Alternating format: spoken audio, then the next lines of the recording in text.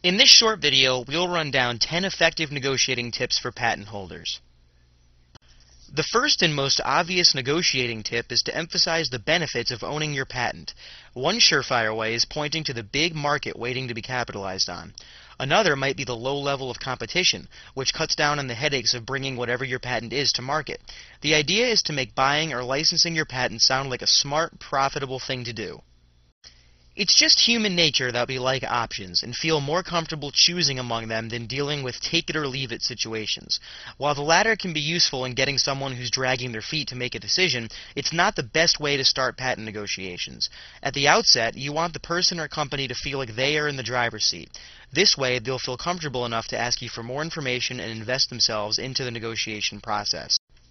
Don't yell, accuse, or otherwise let emotions get involved in the process. They just cloud your thinking and lead to irrational decision-making on both sides.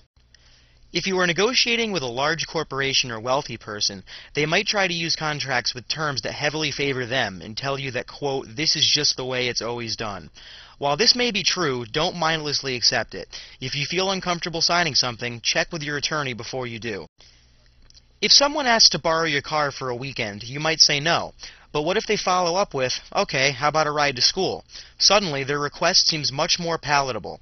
The same applies to patent negotiations. If you want $10,000, ask for $15,000. Don't be worried about driving the other party away. If they really want your patent, it won't deter them. Another great tip is to pretend that the final decision rests with someone other than you. This allows you to be more aggressive than normal because, after all, you are negotiating on behalf of some other distant person. It's a terrible mistake to let the other party in a negotiation think or know that you are desperate.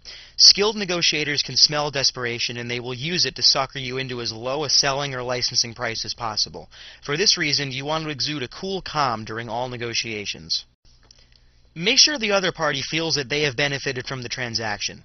Nothing is worse for your reputation than a legacy of screwing people over, and it's just not right. Negotiate with a clear mind. If you're having an awful day, see if you can reschedule the negotiation to a different day. If this is not possible, do all you can to cool off and put other considerations out of your mind for the time being. You'll be glad you did. Finally, try and hold negotiations in your own home or office. Baseball teams have an advantage playing on their own home fields, and the same goes for patent negotiations. There's just something more comfortable about going to battle in a setting you are comfortable in and familiar with. Well, good luck!